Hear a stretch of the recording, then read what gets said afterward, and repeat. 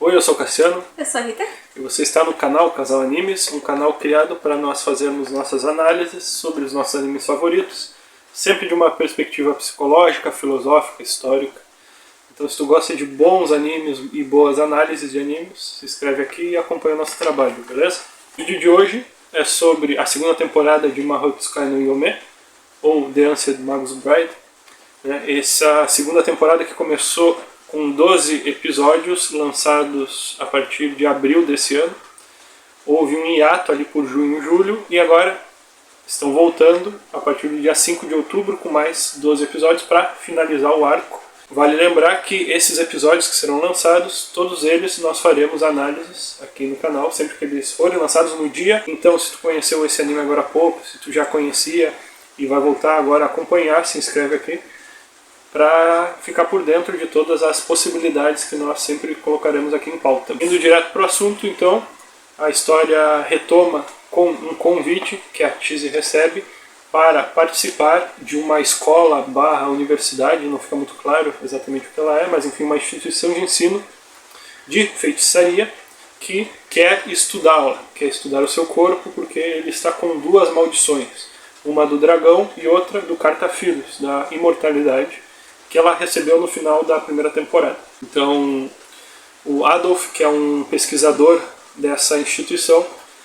e é conhecido do Lindel, inclusive foi aluno dele, ao que parece, né? Ele visita a casa do Elise e da Chise e convida ela para ser uma aluna lá temporária, né? E auxiliar na pesquisa deles para que eles consigam compreender mais sobre essas maldições. Ela tem esse interesse em participar para que ela possa se aprofundar mais nesse universo, conhecer mais sobre como funciona, né, tanto a feitiçaria quanto a magia, que são componentes desse novo mundo que ela começou a participar, né, quando conheceu Elias. Vale ressaltar aqui, né, que magia e feitiçaria dentro de Ancient Magus Bride são coisas distintas, né? O mago é alguém que é familiar aos seres da natureza, né, as manifestações que são seres da natureza, seres mágicos, e consegue dialogar e trocar favores com esses seres, vamos dizer assim, enquanto o feiticeiro é alguém que manipula certas matérias, certos conteúdos, certos conhecimentos e produz, digamos, energia mágica a partir de si. Ela se interessa do mesmo modo, né, de participar desse mundo, de se aprofundar. E o Elias ele fica um tanto receoso no início, mas depois, e sob a decisão de ir junto como um professor convidado, ele então acata e eles acabam indo para essa universidade / escola de feitiçaria, e vai ser onde todos esses 12 episódios vão acabar ocorrendo de forma principal. O núcleo, o espaço do núcleo narrativo desses 12 primeiros episódios é esse lugar, é essa instituição, onde toda uma gama de personagens novos são expostos. A gente descobre já nos 4, 5 primeiros episódios que essa instituição ela foi fundada por 7 famílias feiticeiras, tidas assim como as principais, 7 grandes e fortes famílias, né? Cada qual ocupando um ponto de destaque nesse mundo de feiticeiros, com medo de que o conhecimento deles deixasse de ser passado para as próximas gerações. Eles resolveram criar um local onde todo esse ensino ele fosse sistematicamente passado adiante. Então foi aí que surgiu essa escola, e as famílias, especificamente falando agora, o nome de cada uma e a função que elas ocupam, começando então pela Rosengrave, que foi chamada de empregadores, né?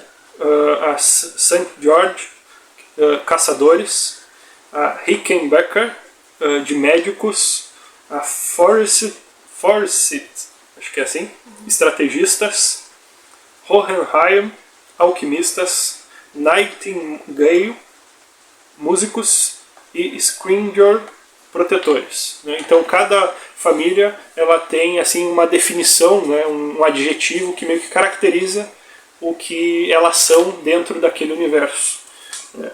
E naturalmente existem famílias mais fortes que outras, mais influentes do que outras, e a gente vai compreendendo que existe todo um espectro político por trás, tanto da construção dessa instituição, como da sociedade, né? A gente vai entendendo que existem disputas entre famílias, né? A gente vai intuindo isso, são coisas que vão ficando subliminares conforme a história vai se desenvolvendo. Dentro do novo cenário que é apresentado, que é a universidade, né, a gente consegue notar que uma mudança de comportamento, tanto na Tice, né, quanto no Elias. Dentro assim, do comportamento dela, a gente vê que, pelo convívio com novos personagens, né, os colegas, enfim, novas situações, ela tem um comportamento de se emancipar do Elias, né? Uma coisa mais de ela querer se desenvolver, querer ter mais ações sozinhas mesmo, né? Até para se testar, né? Dentro desse aspecto também, em resposta a isso, né? A gente vê um Elias muito mais preocupado em saber o que a Tice pensa, né? O que vai fazer ela se sentir mais confortável dentro das situações. Então, enquanto professor, né, ele tem um outro papel ali, ele meio que se distancia dela, mas ainda assim se camufla, né, para que consiga observar ela de uma forma em que, se ela precisar, ele vai estar ali, né, para poder entender o que está acontecendo com ela e se provar de alguma forma para ela mesma, né, de que ela é capaz de resolver algumas coisas sem sempre precisar e depender deles, né.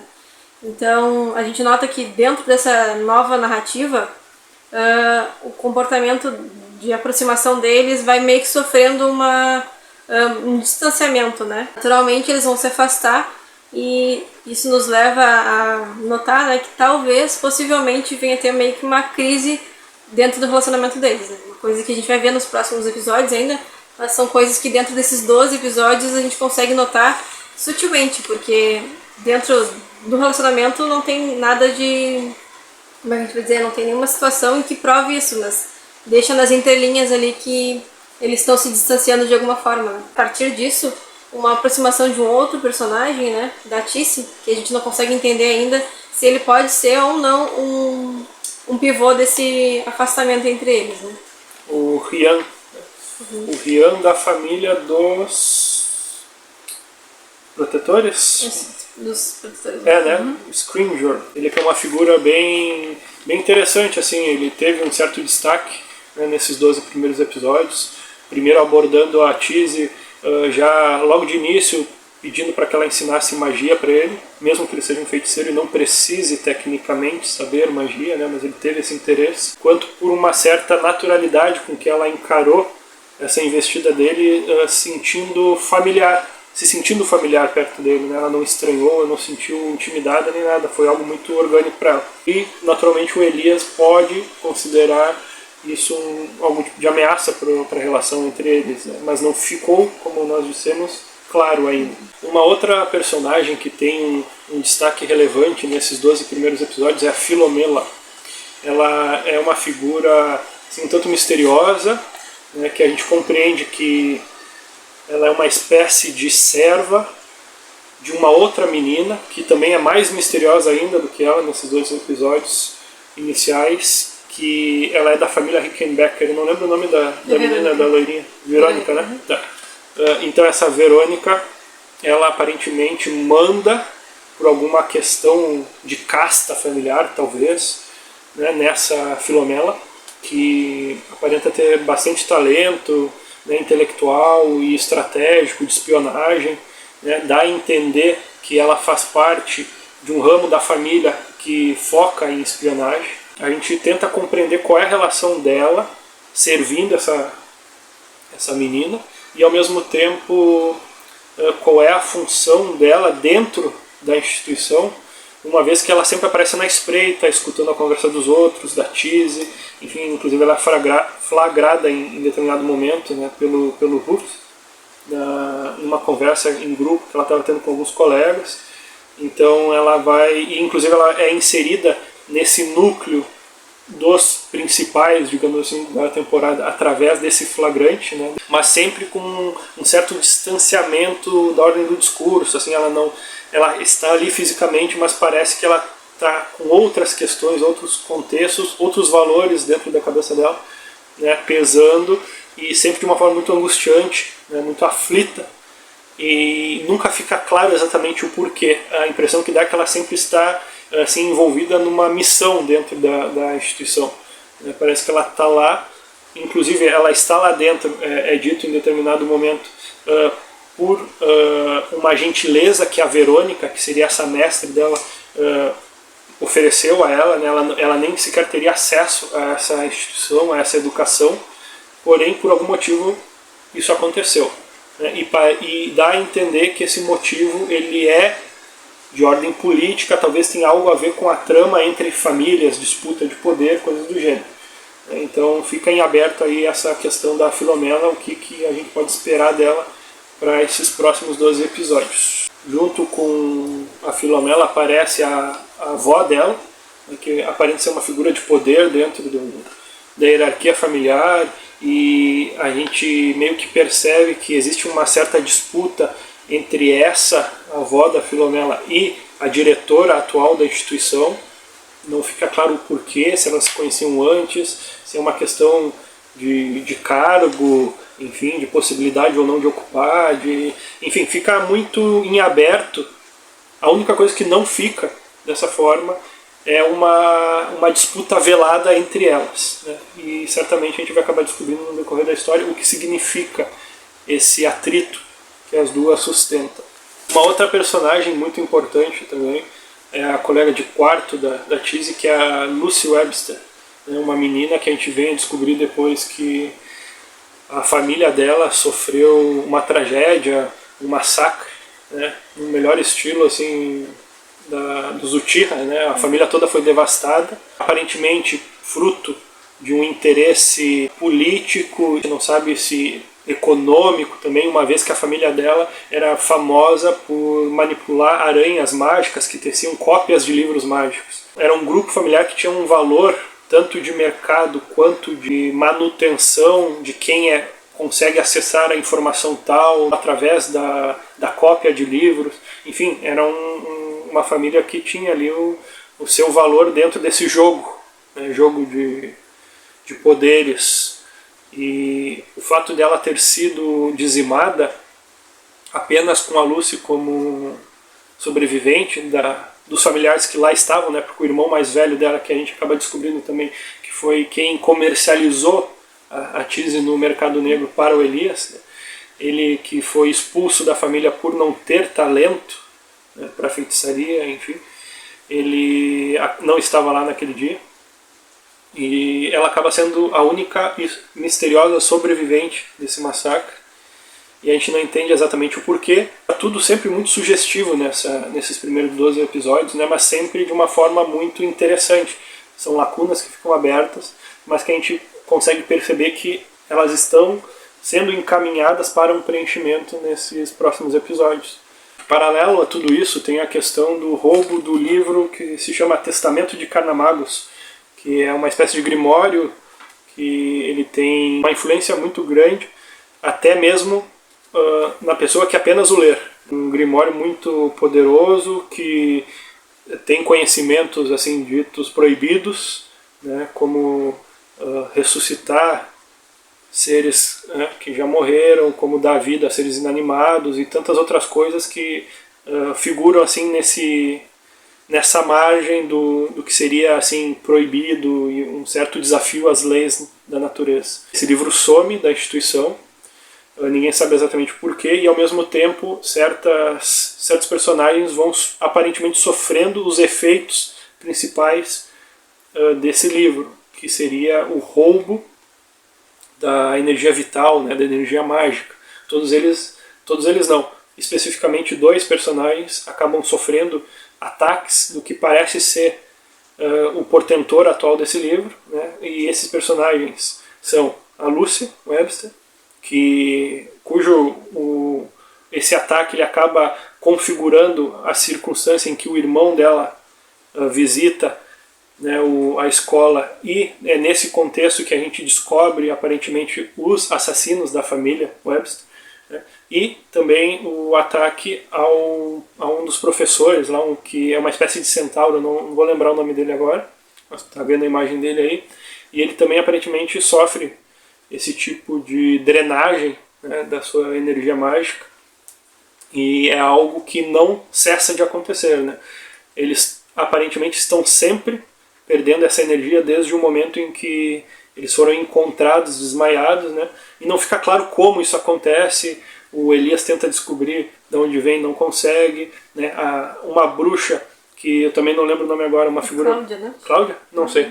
Enfim, ela é uma personagem que aparenta também ter um bom desenvolvimento a partir de agora na história, né? Aparentemente vai ter, e ela aparece também bastante nos últimos episódios da primeira temporada.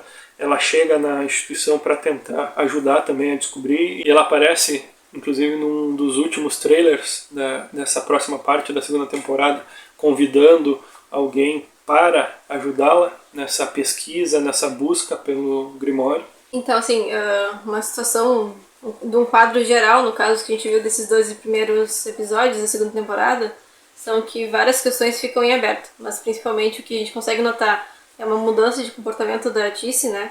Porque ela tá com 2 maldições que estão influenciando na personalidade dela, né? Como se tivessem trazendo um lado mais obscuro que não é o comum dela, né? Enquanto personagem. A gente consegue notar isso.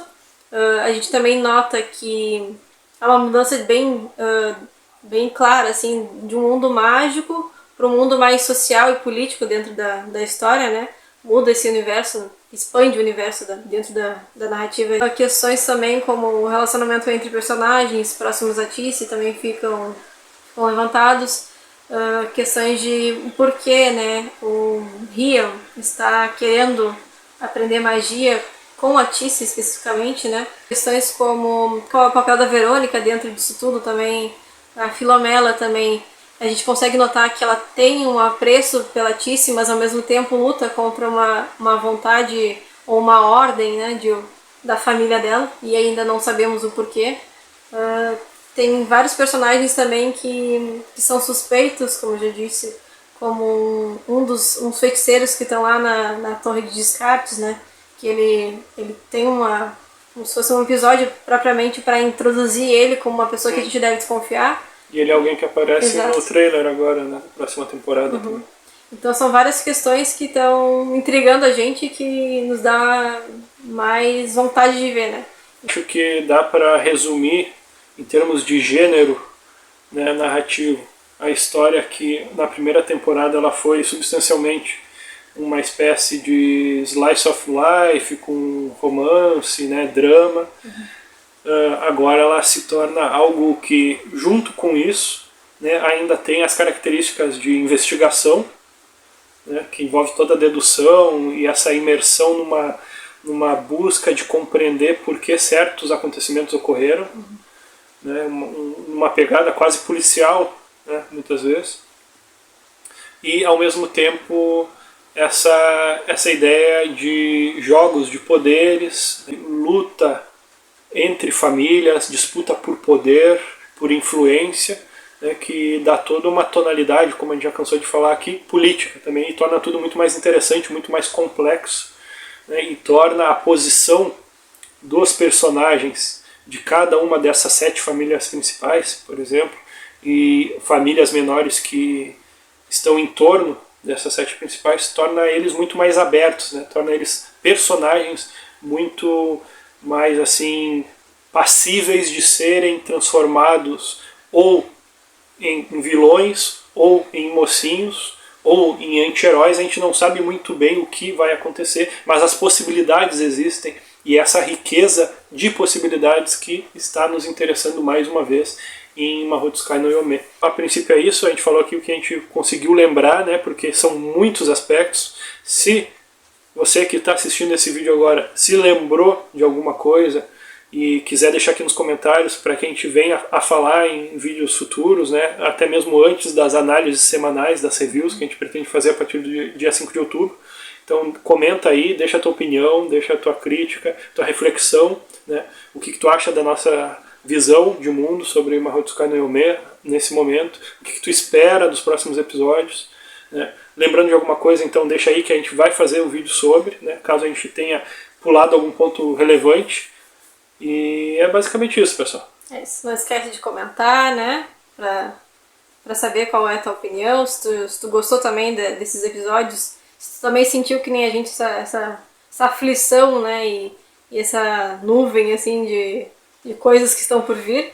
E curte, né, compartilha com o que tu gosta para apoiar o canal e não esquece de ativar o sininho, que assim que a gente postar um vídeo novo, tu vai ficar sabendo em primeira mão. Valeu, um abraço. Obrigada, tchau, tchau.